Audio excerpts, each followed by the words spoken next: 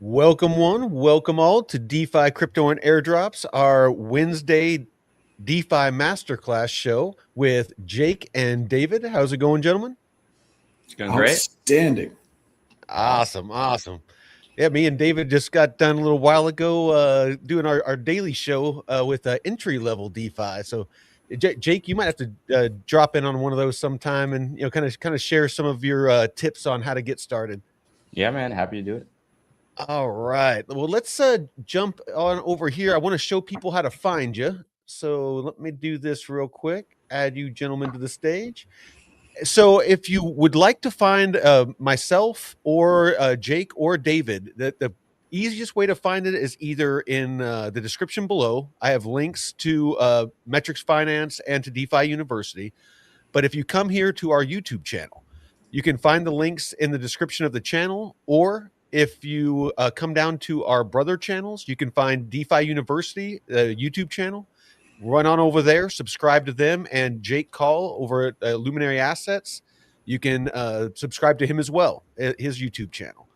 And then also in the description of all of our episodes, every single one of them, I have links to both of these gentlemen, and they're invaluable content because they have a bunch of free educational materials. I know David, we've gone over it in the other shows. He has DeFi University, and all of the course material is free. So there is no excuse for anybody out there. I know that when I first started, a little bit over a year ago in DeFi, I was having a hard time finding a way to just get started in DeFi because everybody that I went out there and found was already so advanced that it was like trying to walk in on a college physics class when I had no idea what the hell they were talking about. So there's really, really good content, and it's all free. So there's no excuse to not learn this stuff. So let's go ahead and jump on into this. So where we want to start today, gentlemen?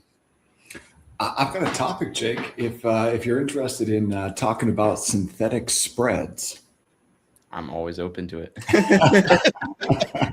He's always open to spreads. My favorite conversation starter. Synthetic spreads. You're at a bar. You see, you're at a bar. Over there.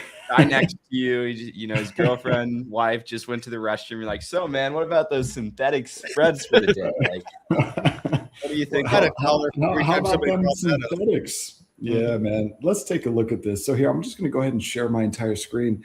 And the content that I put together for today in the school community, in the DeFi U school community, is all about trading these different types of synthetics. So if you're in a traditional brokerage account and you're trading commodities, or maybe you're trading Forex, well, usually you'll have access to a lot of different pairs. But if you're trading out of your DeFi wallet and you want exposure to, let's say, EUR, JPY, or maybe you want to be long gold in yen terms, how in the world can you structure that? Well, that's where synthetics come in. And so there are two protocols, you guys, that I walked through today with everyone in DeFi U. The first one is Ostium Labs, and the second one is Avantis. So these are just perps dexes, but they've got some really, really cool synthetic products. So let's say that you want to, get long gold, but you want to get long gold in yen terms. How can you do that? Well, let's first start by taking a look at the chart of both gold and the yen. So this is USD JPY. This is the chart of USD JPY. This level is an important level of resistance. If this breaks, I think the yen goes to 200. Over here on gold, this is an important level of resistance on gold, that $5,000 level. Now look, this rally in gold is getting long in the tooth. And I was just reading some Bank of America research. They're saying that, look, we haven't been this extended ever, okay? Like not since 1980. So this has been a big, big move. But what does it look like to get long gold and at the same time be short JPY? So it would be something like GC1 USD JPY, something like that. So now what we're looking at is a chart of gold, but instead of looking at the chart of gold in US dollar terms, this is the chart of gold in yen terms. And so take a look at this. If I'm long gold, if I'm long XAU USD, then I'm long gold, short dollars. If I want to be long gold in yen terms, then I would simply get long XAUSD and also get long USD JPY. Because if I'm long XAU USD, then I'm long gold, short dollars. If I'm long USD JPY, then I'm long dollars, short yen. So this cancels out. And the result is XAU JPY. That's the synthetic. So this allows you to get long a commodity like gold. Yeah, go ahead. Really quick, David, just because again, I'm the slow one in the class. So you're in two separate pools right now? So this would be actually two separate trades. So okay. Yeah, so this is an instance where cross margin might actually work in your favor. Now, if you were trading that out of a traditional account and you had portfolio margin, you would get what's referred to as margin relief. But on these perps dexes, you don't really get any margin relief. This is an instance where cross margining would actually potentially help you. Now, here's how it would not help you. If you're long XAU JPY and both legs of the trade move against you, it would be a double whammy. But if you're long XAU JPY and both legs of the trade move in your favor, then that cross margining would work in your favor. So yeah, the way that you would run this on Ostium or on Avantis is, first off, you need to get long gold. So you would hop on over here to commodity and you would look at XAU USD right there. And so here's the asset that you would get long. You've got to keep in mind the funding though. This funding rate, you're going to be paying 3.91% per year just to keep this position open. And this is not static. This funding rate moves. So if this were to, if a lot of traders were to get long gold here and push the price for XAU USD on Ostium above where it is external to Ostium, you would see this funding rate shoot higher. So you would end up paying more to keep this long position open. So that's really the core risk, in my opinion, outside of being wrong directionally, of course, is the funding rate risk. Because if you're long gold and short yen and you're paying funding, that is what's referred to as negative carry. So you're paying to keep the position open. The best way to structure this would be to find a pair where you can actually earn funding so that you can get paid to keep the pair open. How does that work? So this is how that would work. So you would, number one, let's hop on over here to Forex, and we're going to take a look at USD JPY.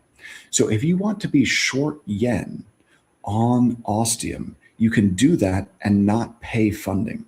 You see where it says long position net rate? So you would not have to pay anything to keep this long USD JPY position open. So that's number one. If you know that on this leg of the trade that you don't have to pay funding, then all you got to do is find another Forex pair or another commodity pair where you can actually get long that commodity and short dollars, or long that fiat currency and short dollars, and earn funding. So as long as you can earn funding on the other leg of the trade, then this spread would have positive carry, which would mean that you could potentially keep it open indefinitely. It's pretty cool. It's a nice way to earn yield. It's a form of sort of like a form of funding rate arbitrage a little bit. Now, David, why would you want to use, and again, I think I know the answer to this, but why would you want to use say a perps market on something like Ostium or something like that, as opposed to just strictly holding the asset itself, like something like JPY stablecoin. If they have those, that could be the reason why why we're using Ostium. But yeah. No, you're right. You're absolutely right. It's just liquidity.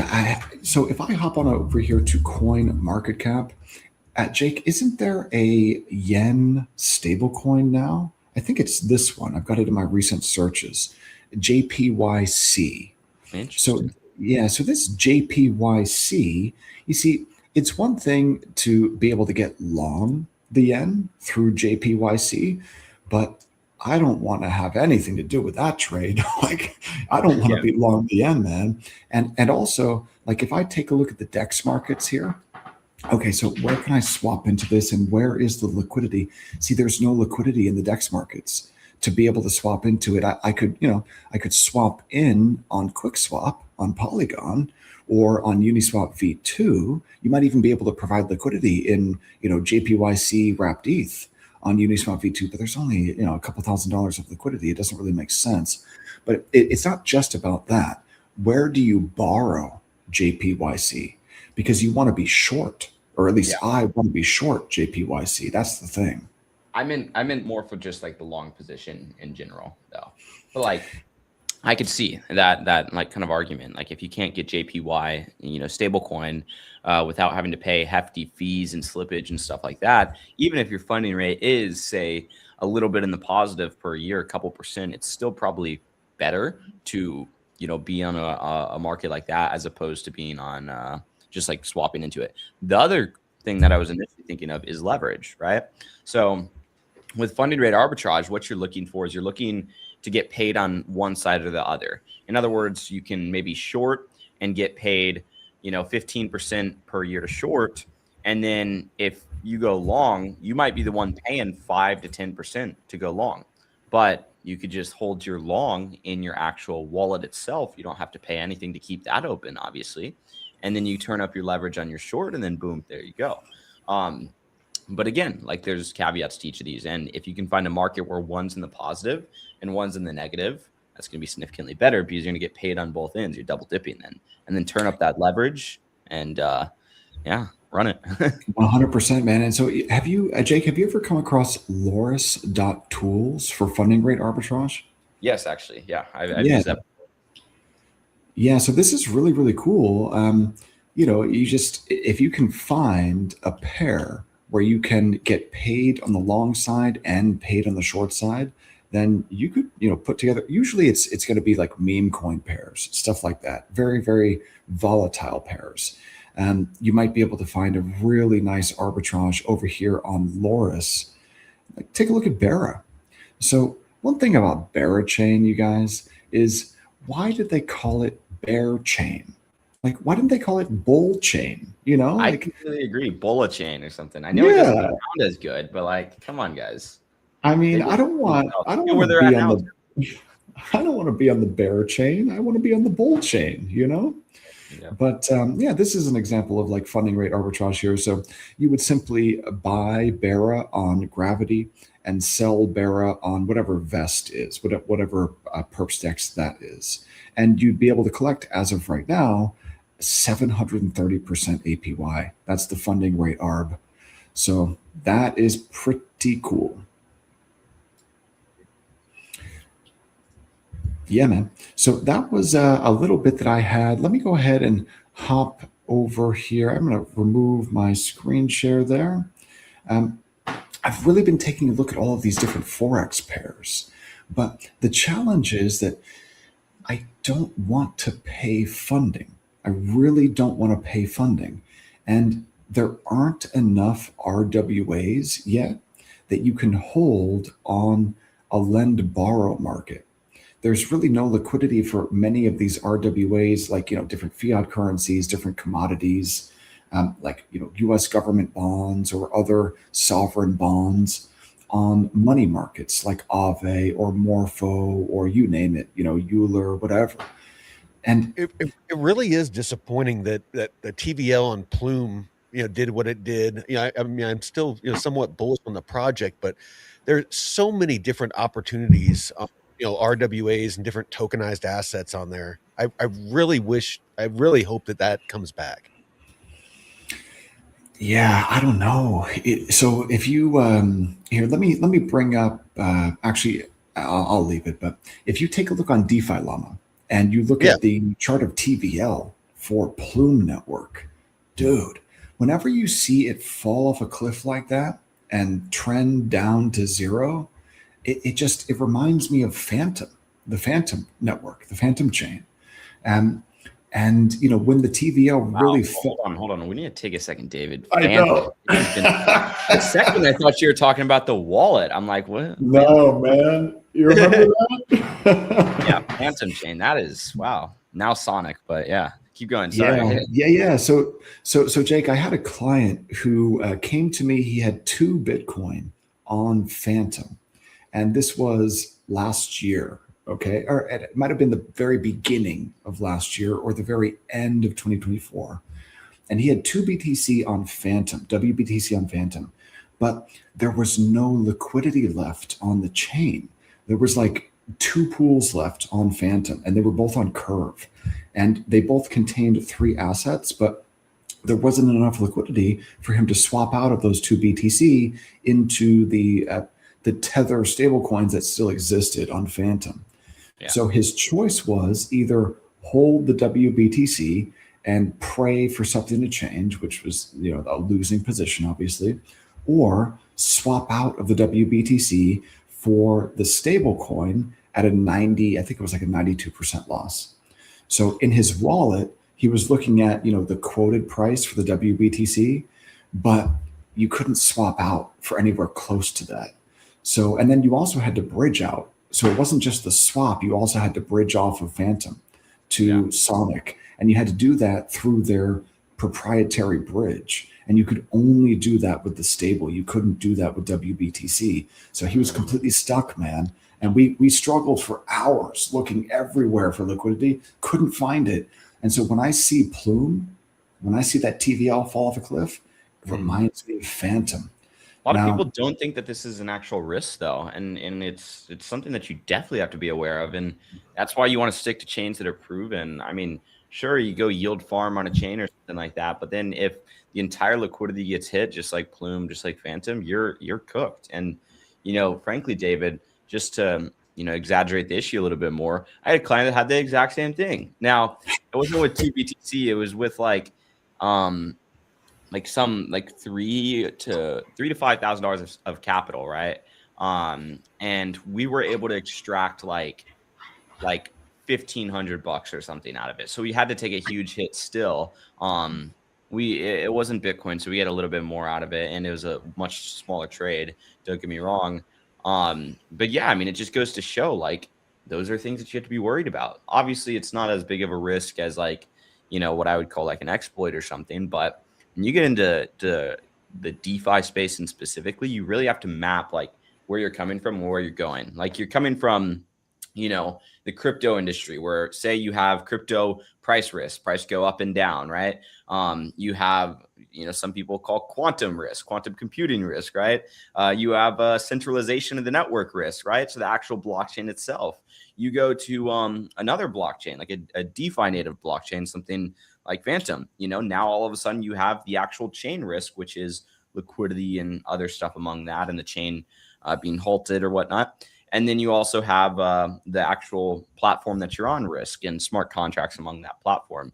And then to go even further, if you're in the liquidity pool, now you have impermanent loss risk or LVR risk or MEV and all these other risks. You have to map it out and know exactly how many risks you're taking, what you're taking, and mitigate each and every single one if you can. And something that a lot of people do not look at is your actual risk-adjusted return. I would rather take a return of, say, 50% per year and put in 2 units of risk than get a 200% per year return and put in, say, 15, 20 units of risk, basically. Because when you look at your risk-adjusted return, it's significantly better when you're getting 50% per year. It's, 25% per year compared to something sub 20%, basically. But something that a lot of people ignore is all of those. So if you're doing 30% on ETH but ETH has a level of volatility above 60%. So let's say you're doing 30% on that ETH, but you could take that same risk unit and buy the S&P with it, which has, a level of vol around 15%. And if you generate half the return in the S&P, but you take less than half the risk, much, much less risk, your risk-adjusted return just buying the plain vanilla S&P is much, much higher than buying ETH, even though you generated more on the ETH position.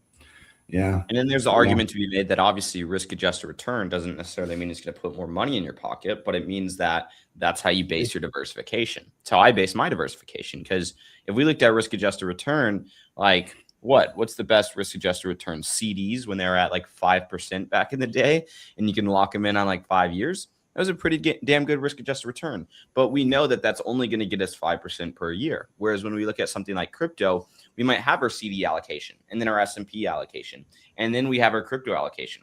And then in crypto, we might have our Bitcoin allocation, our Ethereum allocation. And then we start to branch out into the deep end and have lower market cap assets that, once again, risk-adjusted return might be worse, but the actual, possible return might be better over time. So that's how you should base your allocations, as opposed to, $1,000 here, $1,000 there. Oh, this one has a good logo. Let's give it 2,000.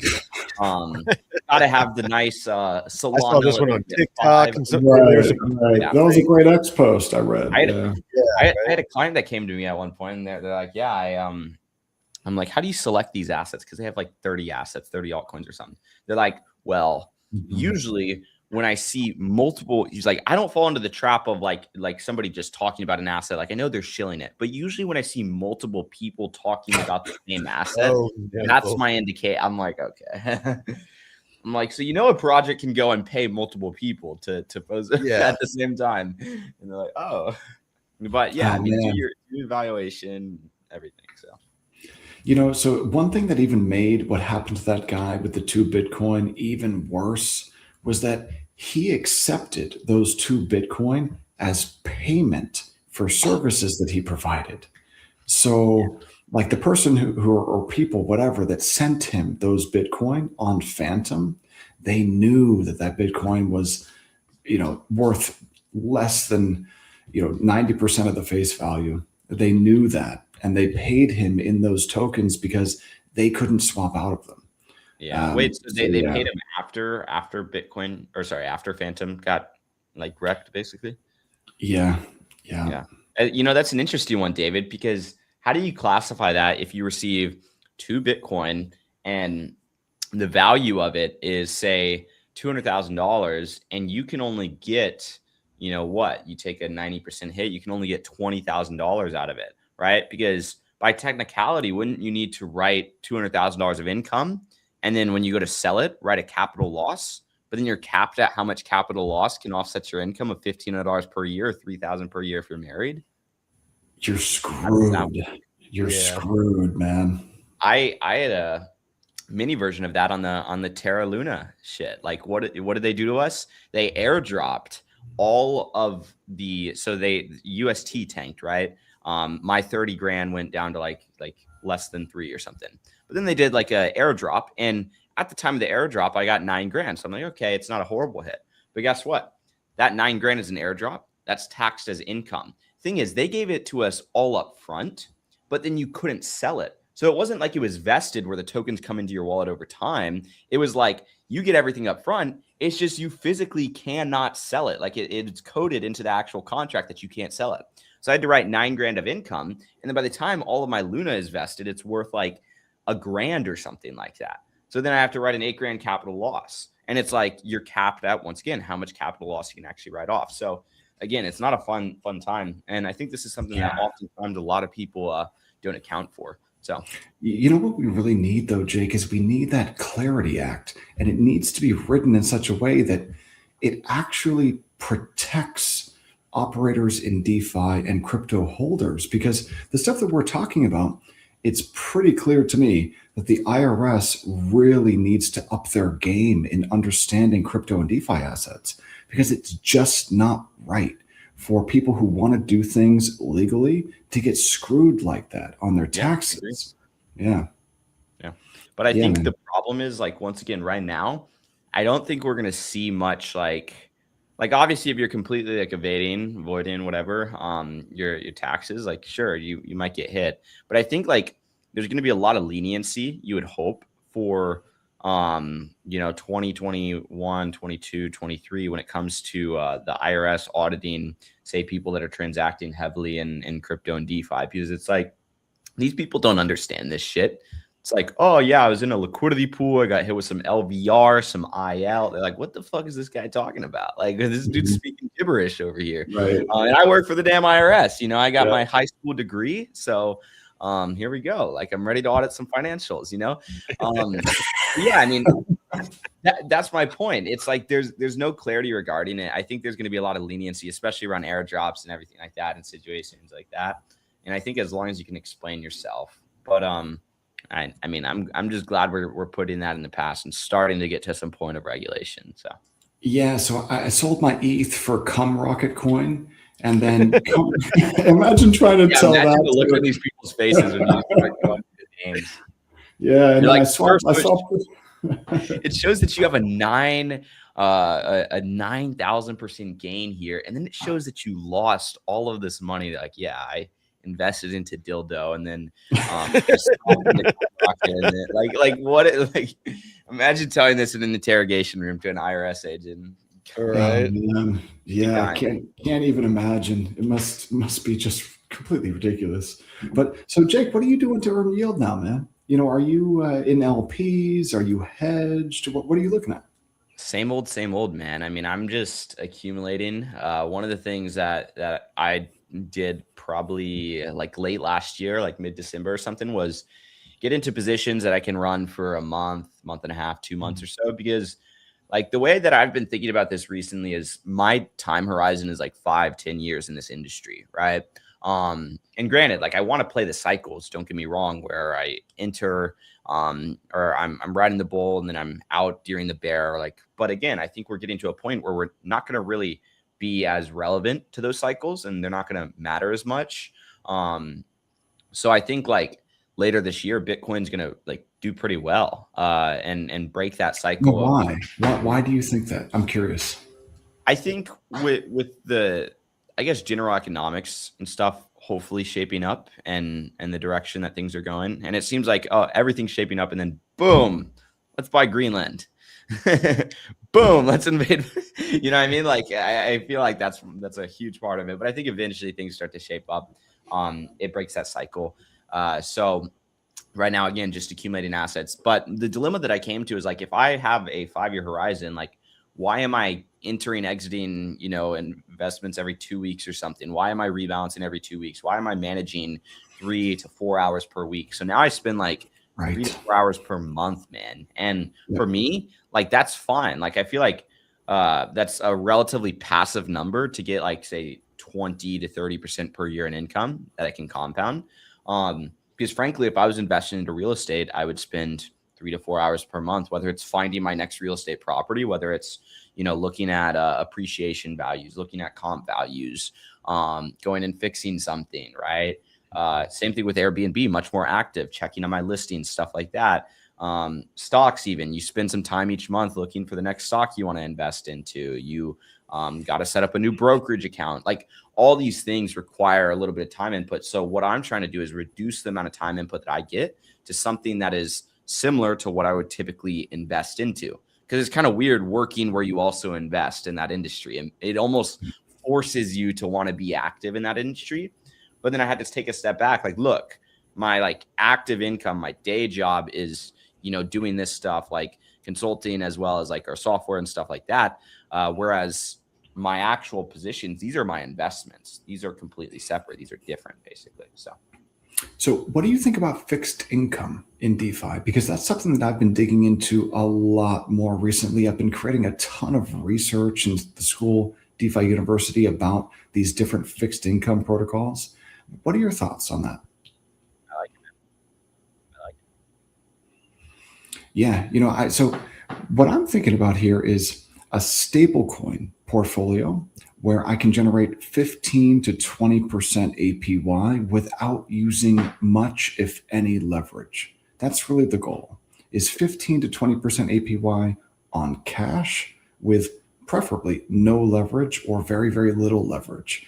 And I really want to use, if you figure that out, let me know, because if I ever make a decent amount of money with my crypto, that's pretty much, I want to have my treasury of a couple $100 grand where I can earn 15 to 20% and just only touch the yield. Don't ever touch the principal. Well, I can walk you through right now live how to structure that if you want. Yeah. Yeah. Okay. Yeah. So here, let me share my screen. I actually have a great idea for this. We can basically create like an algorithmic like stable coin for this and have like our own little arbitrage bot that keeps it at $1. So if it goes above $1, we like sell it. If it goes below $1, we buy it. And then we can like just promise like 30% returns. And then we could just embezzle all of the money. That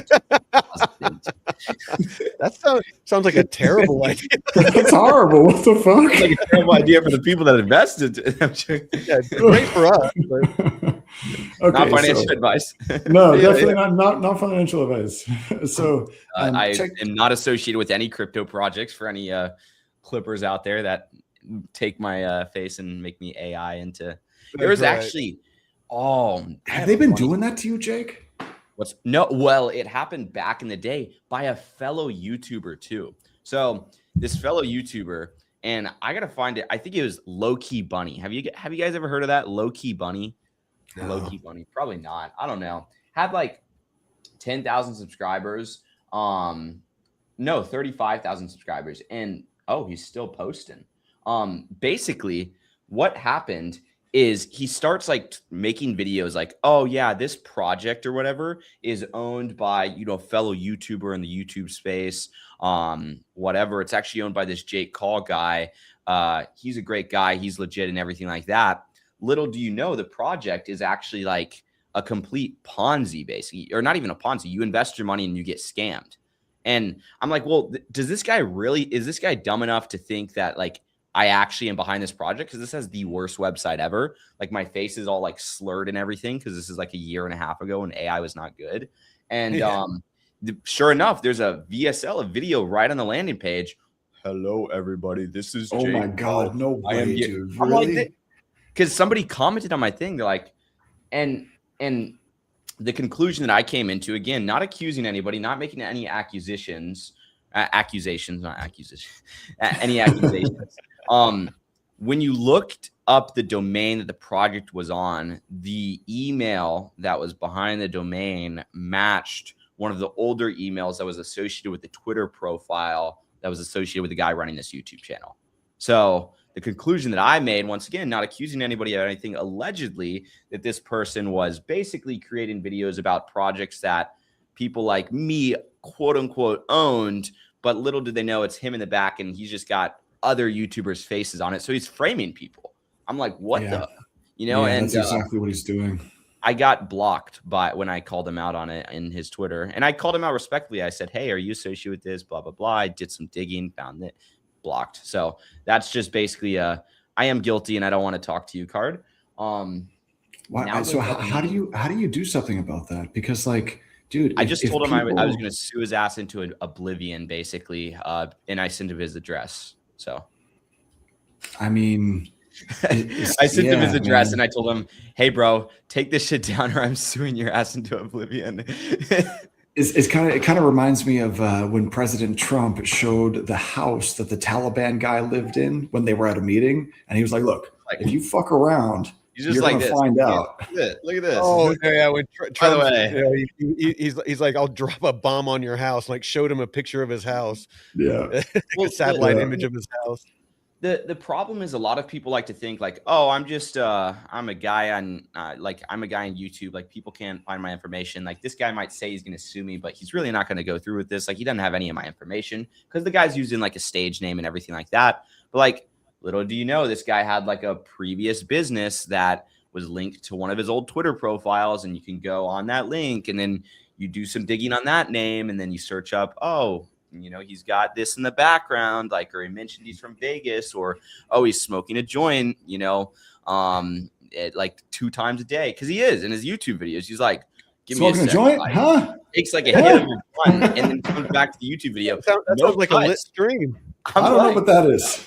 Like, what is that? I'm like, wow, okay. But yeah, so Jake, what do you think of this, man? So I vibe coded up this little DeFi flight simulator, and it allows me to add positions over here on the left. I can even add a levered position if I want to.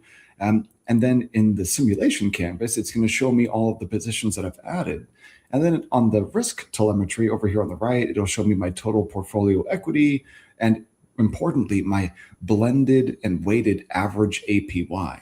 Now, the low risk part, this doesn't really work yet because, and here's why, I actually built another tool that will score all of these different tokens and protocols based on a set of 6 metrics. And it'll give you a rating for each of these DeFi protocols, almost like you're looking at a credit market, where it'll give you from AAA to D, so that you know like how much risk you're taking when you allocate to, let's say, USDAI or a PT Vault on EtherFi. So it'll give you like a proprietary risk metric for each of these. But the idea with this is really simple, right? So if you're starting with, I don't know, this is just an example. So 40K, let's say, and you want to do greater than 15%. So maybe you start off with an allocation to EtherFi's Veda PT Vault, and it was doing 6.8% at some point last week. So, okay, 10K in there. Now, you would really want to diversify more than this, but this is just an example.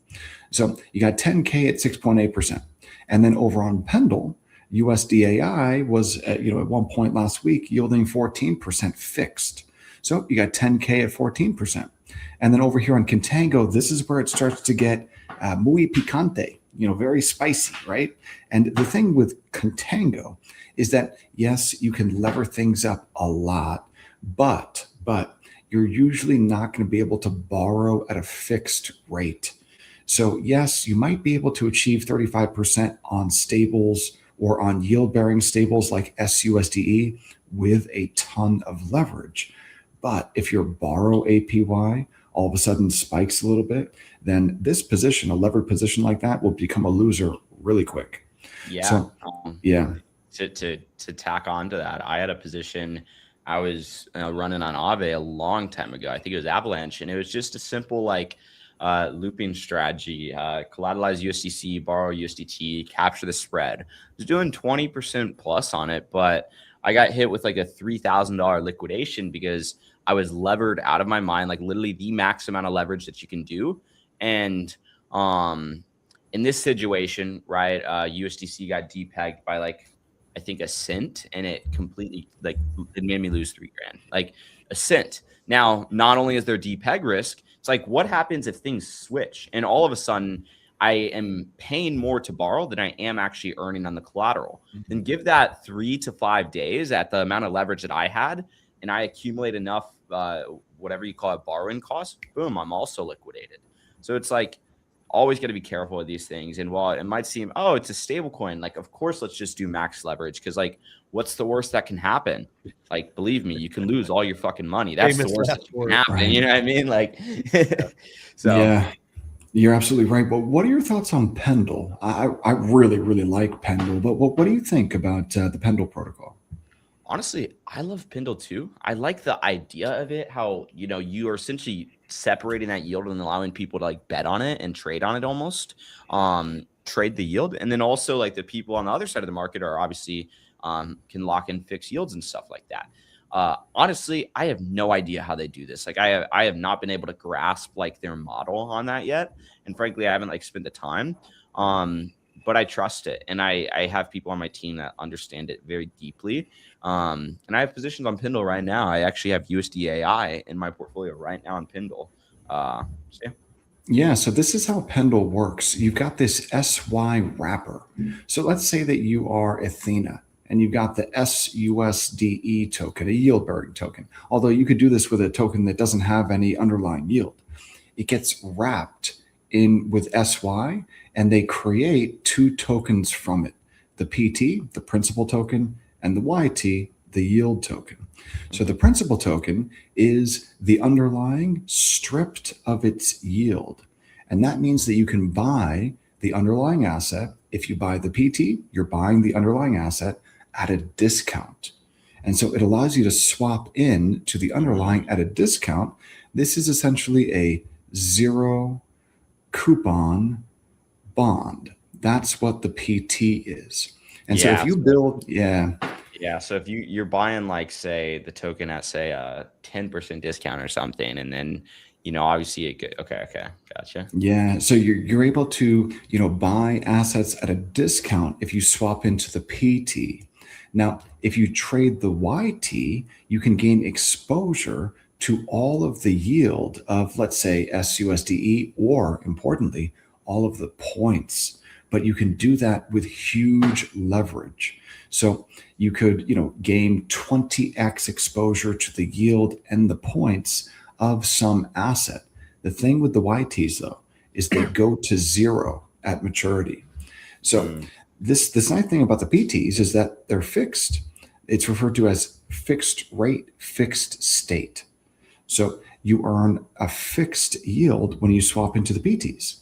So if you take a look at something like, whatever this is, PTSAID, the thing with this stuff is you really need to have a solid understanding of the underlying assets, because you don't want to get sucked in just by taking a look at this fixed yield. Like, you might look at this 14% and say, oh man, 14% for the next 189 days fixed, sign me up, right? But what if SAID is like, I don't know, getting AIDS or something? Like, you don't want that. So and there's also no liquidity, so you got to be more discerning than you just look at the percentage yield. So, maybe something like Resolve, like these guys are just running a basis trade, so you could take a look at 9% on the RLP token, which isn't that their, part of like their junior tranche or something like that. Now it starts to get really, really cool when you lever these PTs, because if you lever the PT, well, then on the collateral side, you've got fixed state, fixed rate yield. So if you're earning 9% on the collateral side, and then when you go to borrow to borrow some leverage to lever this up, if you borrow at, let's say, 6%, well, now you've got a 3.9% spread. And if you apply, 5x leverage to that, all of a sudden you're doing greater than 20% APY. So that's pretty freaking cool, right? Now it gets even better. You could hop on over to a protocol like Term Max. And on Term Max, you can actually borrow for fixed terms at a fixed rate. So this essentially allows you to lock in that levered yield for a specific amount of time. So if I hop on over here to, maybe leverage, I haven't actually used Term Max in a long time. And it looks like maybe, is this protocol even working anymore? Like, where's the TVL? Okay, Yeah, there we go. Yeah, man, so there's so many good projects in DeFi, they just don't have the liquidity. It really does suck. And again, over time, that's going to get fixed. But like, I've seen so many projects fail just because, again, they didn't get the traction, they didn't have the marketing. People would rather go gamble on pumped up fun than, invest into like that's what I mean. Like, like, this is a very cool project. I might just be on the wrong chain. So I was looking on Arbitrum. I assumed that there was liquidity on Arbitrum. I'm over here now on mainnet, and I mean, there's some liquidity here, a little tiny bit. How about Earn? Check BNB.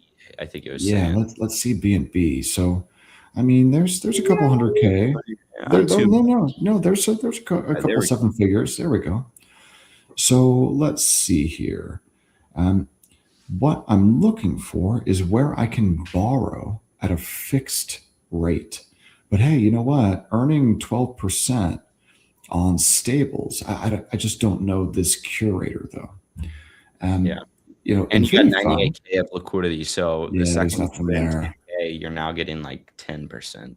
Yeah, you're right. Let's take a look at BNB chain. So over here on BNB chain, anything going on? Maybe, kind of, sort of. So Yeah, man. Alpha vaults is what it was. If you go back over to alpha, it said alpha, quote unquote, alpha vaults are on BNB chain. So I wonder what this is. Look, man, the alpha is 1.6%. That's so much alpha. Take my money. I know. Yeah. I mean, like, it's such a good idea to be able to borrow at fixed rates. It's talking about the long and short over there on the right with a 10x and a 9x. I mean, would that be 10xing or 9xing that yield? So it looks like this is just the price change. But these markets, like, okay, RTX, Star, Stable, like, what are these even? Yeah. These might be like some type of BNB chain native token. Like maybe this is a stable coin. I don't know. But let's see. If I want to be long, there's no liquidity here. Yeah. It's such a shame. This is such a cool idea because if you've got a PT over here, if you just swap into a PT and you're earning 9%, and then you can take it to a protocol where you can borrow at a fixed rate and you can borrow for less than what you're earning on the PT, you basically lock in that interest rate arb, which is pretty awesome. There was some of that on Plume as well. And that's why I was so excited about Plume is you could take a lot of the PT and YT over onto some of the protocols on Plume, like borrow against them and do some looping and things like that. But yeah, I mean, but the thing about Plume is this is scary right here. Yeah, that's pretty scary looking. There's not liquidity. I mean, there's not liquidity. It's kind of end of story. I mean, hopefully it comes back, but I'm not. A couple months ago, I actually told everybody in our community to, if they had any liquidity on Rooster or any of the Plume protocols, I was like, you might want to yank it because liquidity is getting really thin. It certainly looks like it. If I just take a look at the home page here, I want to take a look at chains. It's been really interesting to watch Ethereum's dominance, grow in terms of DeFi TVL. Well, the problem, or not even the problem, and actually this is a great model. But basically, these new chains launch, they generate hype. They actually bring new people into the ecosystem, right? I mean, take Richard Hart, for example, Pulse Chain. Like, that brought so many people in that didn't have a flying clue what they were doing. But then eventually these chains, like, they go bust, whatever. Like, people decide, oh, I'm going to withdraw my money to something better. And they make their way to Ethereum mainnet. And then, boom, DeFi just grew because this person started somewhere and eventually ended up onto Ethereum. And then in addition to that, why would you want to be anywhere else other than Ethereum? Sure, there's great like short-term opportunities, and I can understand that, but the good stuff, the low risk stuff, the stuff that institutions are investing into is on Ethereum. It's not on these other chains. Sure, they'll allocate there, but Ethereum is the backbone of the entire industry, and it's going to stay that way for a while. Even though it's a slow chain, expensive chain, whatever. Like, institutions they wouldn't mind paying $500 gas fees. Like, if it meant that they're transacting $100 million without insane actual like variable fees and stuff like that. So it's like, that's why I'm on Ethereum primarily. I have some Base. Sure. I could see the use case behind Base, but. Yeah, so what do you think? Have you come across, I can't even get into it without a VPN turned on. I saw Steven TCG talking about BuyReal and, a couple of opportunities over on BuyReal. This is, I guess, Bybit's DEX. It looked like you could provide liquidity in like the S&P 500, a synthetic, or the NASDAQ, or, gold paired with gold. That might actually not be a bad idea because at least if I hop on over here to Uniswap and I take a look and I'm looking for, I want to explore token pairs here, and maybe I'm looking on, I don't know, I'm just looking for like, PAX-G paired with XAUT. Yeah, Uniswap's filter really sucks, man. Like, their search function does not work. So if I hop on into like Revert and I go to the create position, and then, network, whatever tokens. I'm really just looking for like PAXG, and I'm looking for XAUT. I'm looking for that pool. So, and then if I go ahead and just sort by TVL, so something like this seems like it could make sense, because look, if you're able to do, 20% at fee APR in a pool like that, but you've got zero divergence. That's the thing. Yeah. Like if your fees are greater than your impermanent loss, then you're winning. But if you don't have really any impermanent loss, then that makes this pretty attractive. The only problem is you're long gold. I don't know if that's really a problem or not, but Not right now. well, Well, yeah, but at the same time, depending on if At the gold same time, decides yeah. it I mean, wants this to- chart looks like it's a disaster waiting to happen. I mean, does, right? Yeah. Like there's 5K. I mean, it's definitely been running hot. So, I mean, it's, usually when things pump that hard, there's usually a correction. was actually there. Did they ever audit it? Oh, I have no idea. Oh, you're talking about Fort Knox? Yeah. No, I don't think not that they reported anyway. Just wait till the one day that they audit that, and oh no, where's the gold? Yeah, I know, right? But look at the RSI, man. Yeah, that's for sure. This is the dude. RSI on the monthly is sitting at 94. What? Yeah, it's like, how do you buy this? How do you buy this up here?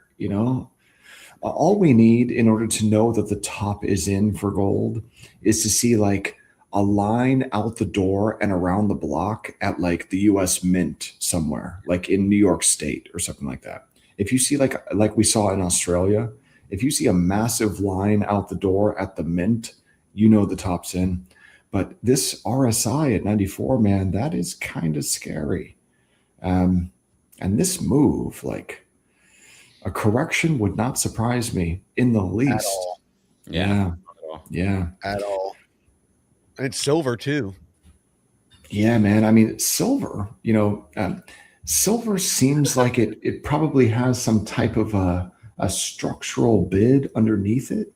But it looks like a meme coin right here. I know, right? Look at this line. Isn't that crazy looking?